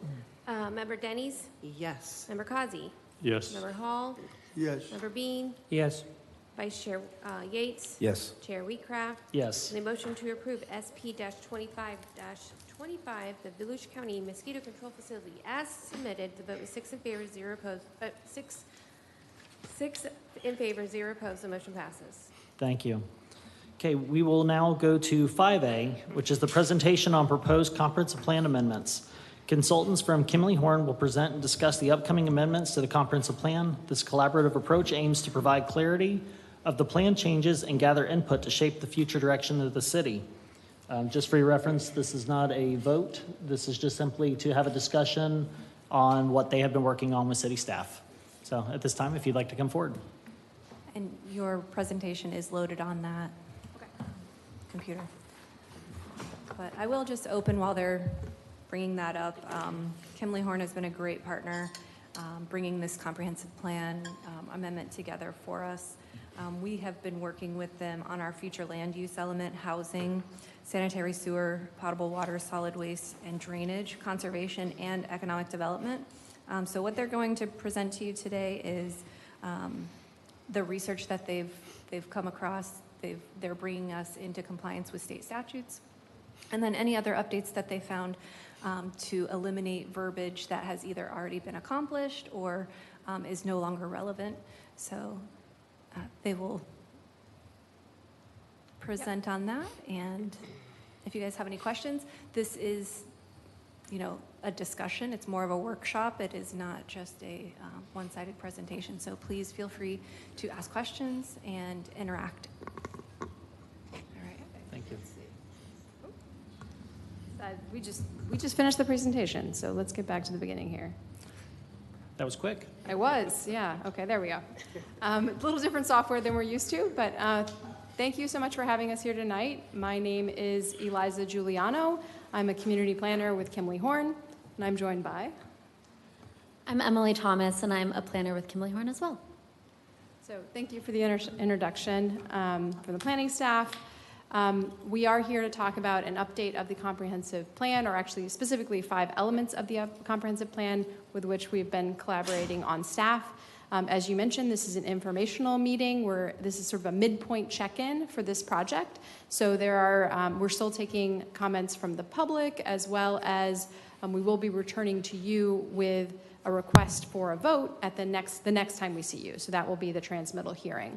I believe that you received some materials ahead of time, which would have been an Excel document that has some more detail, so we're happy to take comments on that as well. But we'll go through the presentation, which won't cover every single change that's being proposed, but really the ones we think are substantive. Some of the updates are simply like changing dates or the names of state offices, so that kind of detail we don't want to bore you to death with tonight. Okay, so we're going to start by talking a little bit about comprehensive planning in general, as well as the evaluation and appraisal review, which this is part of. Then Emily is going to talk to you about the community engagement, and then she's going to start with going into the actual results of the evaluation and appraisal, as well as the recommended updates that are related to changes in state law. And then I'll wrap up with the other recommended changes that came out of our review. So in terms of introduction, I know you guys deal with the comp plan as part of this board and implementing it, but just to back out to a high level, the comprehensive plan is a collection of policies that help to set the direction and vision for what the city is going to look like in the future in terms of private investment, which is in the form of development, as well as public investment in the terms of infrastructure. So it's really, these updates are an opportunity to either create a new vision or to shape the vision that's already been established through previous comprehensive plans. And this is an update, so this really is that second bucket. Just continuing to check in on that vision and make sure it's still serving the city well. The major pieces that the comprehensive plan coordinates are land use, transportation, and then the other infrastructure that is needed to support that. And then it creates a framework for the more detailed standards within the land development code. Comprehensive plans are always updated as part of a public process, which includes both being here tonight as well as public meetings that we have already had and are going to continue to have as part of this process. So this slide lists all the elements in the comprehensive plan. We're specifically tasked as Kimley Horn with updating 5 elements, which are the future land use element, the housing element, what I'm going to abbreviate as the infrastructure element, the conservation element, as well as the economic element. And then the other elements have either been updated fairly recently, or transportation and capital improvements is actually being updated in parallel with this by another consultant. So the process that we are doing right now is called an evaluation and appraisal review. That is a state-mandated process that must happen every 7 years. And it basically has 2 pieces. One piece is to respond to changes in state law. So those are updates that could be mandatory or optional, depending on the law. And then the second hand of that is just, it gives the community a reminder to revisit the plan and make sure it's still serving the needs of the community. So I'm going to hand it over to Emily to talk about community engagement. Good afternoon. As a part of this process, to help guide our recommendations and our decision-making, we wanted to engage the community, both to inform them on this process that's taking place, as well as to gather their feedback and input. On November 11th, we held an open house It was a kind of drop-in format.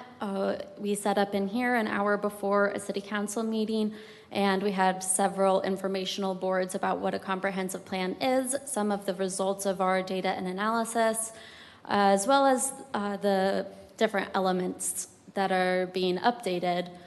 And we had a few exercises to gather feedback and input, and Liza and I were here along with some city staff to have conversations and answer questions.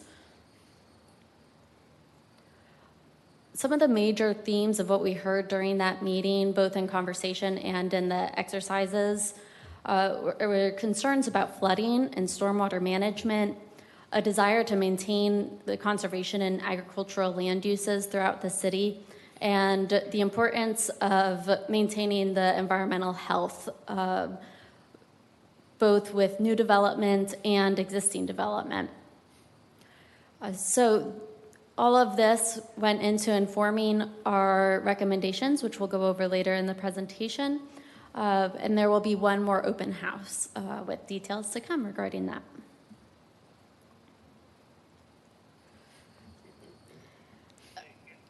In addition to the community engagement, our evaluation of both the comprehensive plan and kind of taking note of where the city is at today informed additional recommendations. Major component is population growth. The city is projected to grow by about 13,000 people by 2050, and the city needs to be able to accommodate that population growth. So we did an analysis of the existing future land uses, looking at the densities that are permitted. And based on those densities, the city can support the projected population. What this means is that in this update, we don't need to increase any densities throughout the city. And then in terms of existing land use, we found that residential and agriculture uses make up almost half of land in the city. We're also working closely with the utilities department to make sure that the water and sewer aligns with the projections that they're working hard to project out. The utilities department has capacity projections. Right now, the comprehensive plan level of service does not align with the existing levels of service that the utilities department uses. So that's a recommended update to the capital improvements element. These are a few statutory updates that are required or recommended based on recent legislation. Firstly, the state is requiring that all properties with a density of more than one septic system per acre connect to sanitary sewer when capacity becomes available. So we've added a policy to address that. Additionally, the state is mandating that all agricultural land uses permit solar facilities, so we have updated that accordingly. And recent legislation has removed barriers to permitting accessory dwelling units. So we are recommending a policy for the city to explore options to allow accessory dwelling units in their land development code in the proper zoning districts. Excuse me, can I ask a... Yeah, this is open. If you have any questions, you're more than welcome to ask. This may not be the time, but the housing element, the ADUs, that's recommended, not required. Correct. Correct? That one I'm watching. Okay. That one. Sure. It would just enable the city to explore it further. The policy itself would not be requiring the city to take any immediate action on allowing accessory dwelling units. Understand, and there's a balance there. I get it, and I know it's the multi-generational or adding this or small homes or, I mean, I'm watching this one play out. This one, okay, let's just see where it goes, but this one I'm going to red flag. because it may take us down a path. We'll have a whole lot more meetings. It's job security. You had a question as well? Yes, and it also follows along the lines of the accessory dwelling units. Number one, could you help me better understand what one is? And secondly, I noticed there was verbiage that we would not add spaces, parking spaces for an accessory dwelling unit. It's one of the recommendations is to not add spaces.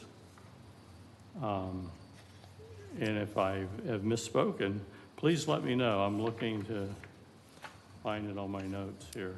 Yeah, I think I see it under housing, objective 1J. Consider full It's part of the, or partial waiver. So that's a different piece that I'm going to get to in a little bit. So Okay, that's I'll not hold- the accessory dwelling units I'll specifically. hold that question. Thank you. But for the first half of your question, the accessory dwelling units, were you asking for clarification of what those are? Yeah, the definition. Okay. Yeah, so sometimes they're referred to as mother-in-law suites. They're the additional unit. They can sometimes be attached or detached, generally placed in the rear of a property, sometimes over a garage, sometimes not. And the land development regulations could be written in such a way to control the height, placement, and design of those. But it could also be an apartment, correct? And also which zoning districts they're allowed in. So it wouldn't have to be allowed in every zoning district. The city could say it's allowed in X zoning district, but not Y zoning district. And we're not getting into that level of detail at the comp plan level. And sorry, sir, you had another question? Yeah, I was or saying comment? it could also be an apartment. Yes, so accessory dwelling units can be lived in by a relative, a child, but they also could be rented out typically. I mean, there are some jurisdictions do have rules in place to have more controls over how that happens, but there's also a changing legislative environment that could affect that. So. Sure. Thank you. You said something to the effect that the water and sewer as defined locally is not a little bit in conflict with what some of the other standards are. Could you elaborate on that, if that's going to lead to recommendations to increase capacity within the city? Yeah, we're still working closely with the utilities department to determine the results of that analysis and what that recommendation will be. But in terms of the levels of service that are being used in the comp plan, they're pretty outdated and don't seem to align with what is being practiced. Do you have anything to add? Okay, I think I understand. Just to take it back to the ADUs, I just thought I'd bring up, and I'm sure you know, the county has an ADU. They permit and allow ADUs. There's other municipalities that allow it. Within the planning field, it's very advocated for as an opportunity for that middle housing, if you will, not just for like family itself, but the workforce housing opportunities. The dynamics of family have changed. So you don't have your standard families as much that are needing housing. So you have a lot of single folks. You have a lot of folks that may be single parent situations. So your traditional home costs, like the ADUs allow that opportunity for folks that can't afford a full home, a place to live. So that is something I would definitely be encouraging the city to consider looking into, allowing. I think it's a great opportunity, especially for our community where we realize that we need workforce housing. Not everybody is retired from up north. So we need to have folks that are willing to live and work here. So that'd be my comment on it. Okay, thank you. Thank you. I'm going to pass it back to Eliza to go over some of our additional recommendations. Okay, so from here on out, we're going to go element by element, and these are recommendations that come out of a combination of the best practices that we have from the community planning profession, comments and input from the city staff, as well as comments and input from the public. So starting with the future land use element, If you've looked at it lately, there's a pretty substantial section in the beginning that is descriptions of neighborhoods within New Smyrna Beach. And actually, it sort of does it twice. So our recommendation would be to consolidate that to reduce repetition. There's also some policies that are actually pretty substantive that are buried within that, but it's kind of hard to find them because they're buried within a bunch of descriptions. So the recommendation is to pull those policies out and actually list them as policies with the rest of the policies in the comp plan so that they're more transparent to the public, as well as I'm sure the staff knows it backwards and forwards and they catch it regardless, but it doesn't make it easy to find. And then the other thing is that in those neighborhood descriptions, there's a lot of that description that's what I would call generally evergreen. It was true yesterday, it's true today, and it will probably be true tomorrow for the foreseeable future. There's also language that is not, that is very time specific. There's references to developments that have already happened as if they were in the future. So the recommendation for that is just to update all of that, clean it up, and make it so that all of that language is more evergreen. It is not going to have to be updated constantly. It's just a character description of these neighborhoods. Okay, so that's bullet 1. Going on to bullet 2, there is a reference in the comprehensive plan to Florida Administrative Code policy 9J5. 9J5 is no longer in the state administrative code. So basically there's two options here. One is to just strike that language because it references something that doesn't exist anymore. What it's referencing is what was called indicators of sprawl. So there's a list of how the state at that time described what urban sprawl was and what one would want to avoid, because the intent was to avoid urban sprawl. So our recommendation at this point is to incorporate that language that it used to reference just straight into the comp plan. Because assuming that is something that the city wants to continue to discourage sprawl, it doesn't need to be pointing at something that doesn't exist. It can point to just that language in the comp plan. And also in the environment we're in, we may or may not talk more about SB 180s, last year's statute that limited how cities and counties can update their comp plans. Our recommendation is that just to use that exact language because it's already kind of incorporated by reference, so it's not new language. If you put new language in, it is more complicated with respect to SB 180. And that's something that we, again, changing legislative environment, we may have to revisit some of these recommendations and make things that are required, encouraged, et cetera, should the provisions of SB 180 continue to be enforced by the time this comes to adoption. But we're in an environment right now where we don't know what that's going to look like. So in that light, I'll move on to bullet number 3, which is a new sub-policy to encourage connectivity within new development. And this is generally developments that are a little bit bigger to try to make sure that some of that traffic gets internalized into that development or provides multiple access points rather than loading that traffic onto streets that may already be quite busy. And I'll move a little bit faster now. So going on to policy 4 here, this is a recommendation, pretty straightforward, to encourage the annexation of properties that are enclaves, county enclaves within the city. If we were to go back to that map, we'd see a lot of holes in the middle. And some of those are probably large environmental areas, which are not such a big deal, but some of them are functioning businesses that are just not within the city, not under the city jurisdiction, even though they are surrounded on all sides by the city. If I could, this is a question for staff. Could you shed a little bit of light on these recommendations, how they come forward to us? Are they line items that are added? Is it a total plan that is given that we vote to approve or deny? How do these recommendations come to and in front of not only us, the commission? It will come as a package. It's a package. As it is here. Once it's completed and we're all comfortable with the accuracy of the data, it will come as a full package plan as the spreadsheet that I already did share with you. Sure, and that is an overall vision of the city. That is a time for that to change, to be updated. So this is, the exercise that we're doing now is not going deep into the overall idea for the city.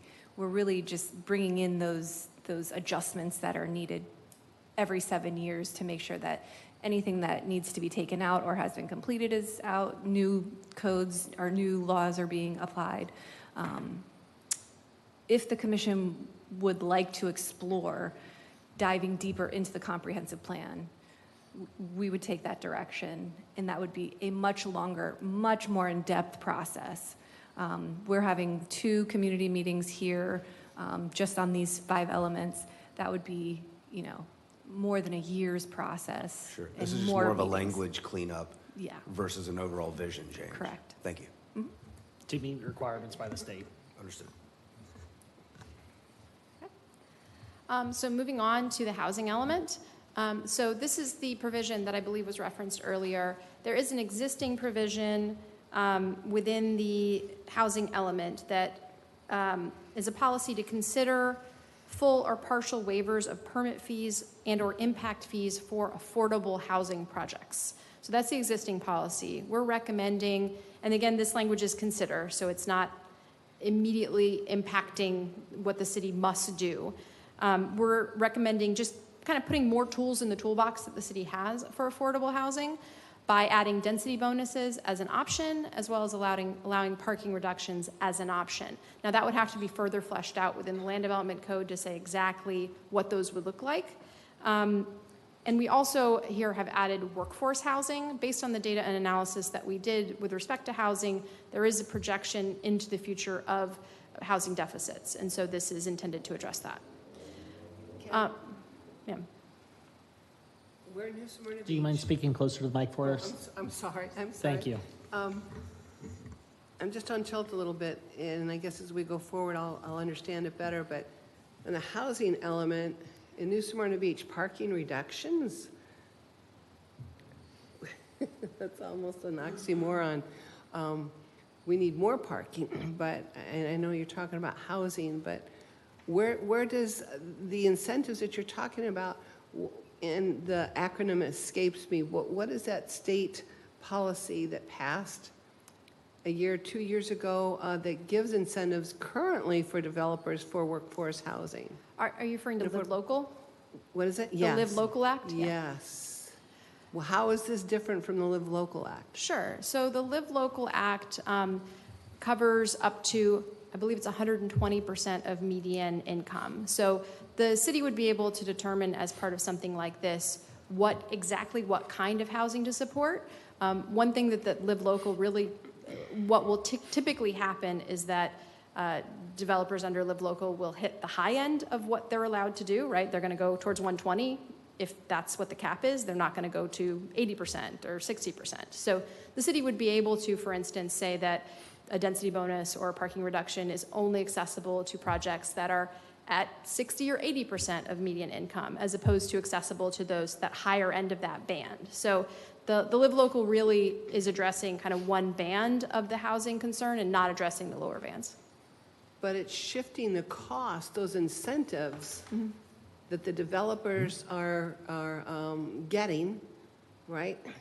Those incentives are still being paid as far as school impact fees and road impact fees and all the other impact fees. That's being just shifted back to the balance of the population. So the current policies are recommending waivers of impact fees and permit fees. That's what's in the comp plan now. What we're recommending adding wouldn't have any direct cost, which are the density bonuses and parking reductions would not have a direct cost to the city. I mean, we didn't address the existing. Not to the city, but to the citizens it would. And, has to be the right place and, of course, would need to be fleshed out. I understand. Okay, thank you. And it certainly adds to or impacts the quality of life. Right. More density bonuses, great for the developer, but crams our neighborhoods. That's right. No parking means you're just going to spend hours going around, but that will be fleshed out later, I guess. Yeah, and actually, just to point out the second bullet here, the other recommendation is to consider a market study on the feasibility of these incentives. So rather than just having, frankly, planners like me guess what is going to work to incentivize affordable housing, our recommendation is to do some sort of market study to actually test what would be required to actually make the numbers work. So typically, if we're talking about on the lower affordable end, these units aren't being built because they're not economically feasible under the current conditions. So it really takes a little more in-depth analysis to determine what incentive you can put anything on the books, but we've seen jurisdictions put incentives on the books and then not see any actual affordable housing development. Speaking of density bonuses, out of curiosity, I know you mentioned that based upon projection for 2050, we already currently have enough density as is to meet the requirements for population. So what would be the benefit of increasing density opportunities if we're already meeting those needs? Sure. So when we look at the comp plan as a whole, it says that the city can create enough housing units to meet what is projected. When we're talking about affordable and workforce, we're talking about pricing, and pricing is a little bit of a different animal than overall quality. And that is also done at a fairly high level. Theoretically, we can meet that, but it may not be in the places that are close to public transit or places that are close to jobs. So there's another level of that that could be addressed. Okay, thank you. So and I do want to add, when we say the reason we do that holding capacity is the state actually requires that the city is capable of absorbing the population that's anticipated. So it's to meet that state requirement. Again, that doesn't kind of get to the next level of, is it in exactly the right place, or is it meeting the needs of particular demographics? Okay. Thank you. Happy to take more questions or keep going. Go ahead. Okay. You can keep going. And then the next two policies are really kind of higher level. The bullet 3 here is about just generally having, and Mr. Wheatcraft, the chair, mentioned the missing middle concept, that having a bigger variety of housing types generally is more likely to meet the needs and the preferences of the population rather than only having one housing type. And there's research that bears that out, that if you have one type of housing type, certain people are going to be able to meet their needs, but if you have a variety of housing types, more people are going to be able to meet their needs and desires. So this is just a general policy to cover that. Can I add one extra thing as you're, Sure. something that kind of popped in my mind too, and this kind of goes back to ADUs a little bit, but another reason that the variety of household types, ADUs, they're going to be on your existing single-family lots. So these aren't developers coming into your communities, developing massive housing projects. Like, this is money going right back into your residents' pockets, as well as providing, that housing opportunity. So we're not just feeding developers from outside our community over and over again with new subdivisions. So just thought I would throw that out there as you mentioned the variety of it. And then the last bullet here on the housing element, this was very specifically from a community comment we got, was to make sure that as we're talking about affordable housing, that some of that housing is specifically directed towards seniors and disabled residents. So just because there's housing, again, doesn't mean it meets the needs of a particular demographic. And I'll continue unless I see more questions. Okay, so getting into the infrastructure element, again, there's a decent amount of cleanup here where we're really just removing language that's out of date or changing the references to departments that have changed names in the interim since this was last updated. In terms of substantive policies, we did get comments which Emily mentioned from the community about having more policies around environmental stewardship. And so Objective 4 Policy G right now sets a percentage goal to meet potable water reductions, but what we're updating that because it was out of date at this point with more specific language around how one might accomplish that. So you can see the list here: water efficient fixtures, efficient irrigation, Florida friendly landscaping, probably a lot of stuff that the community is already doing, but having that acknowledged in the comp plan can be helpful. I do want to address kind of the elephant in the room, if you will. So we heard a lot about drainage, and we understand that flooding and stormwater is a big concern of the community. We reviewed the drainage element of the comp plan, and this is kind of a short list of what it addresses. It addresses maintenance and expansion of existing facilities. It mentions correcting existing deficiencies. It mentions requirements for new developments. and it points to the fact that the more details around those requirements are within the Land Development Code. So we want to acknowledge we did hear those comments. At this point, we feel like all the major issues are covered within the comprehensive plan. And I think, as I believe was referenced earlier today, the city has been working on updates to the standards at the Land Development Code level. So that is the level at which this could be addressed. The comp plan seems to be doing its job with respect to this. Happy to take comments on that, but that was our assessment at this time. Moving on to the conservation element, and I think this is my second to last element here, so you don't have to spend all night with me. So this is another policy that addresses that environmental stewardship issue with adding language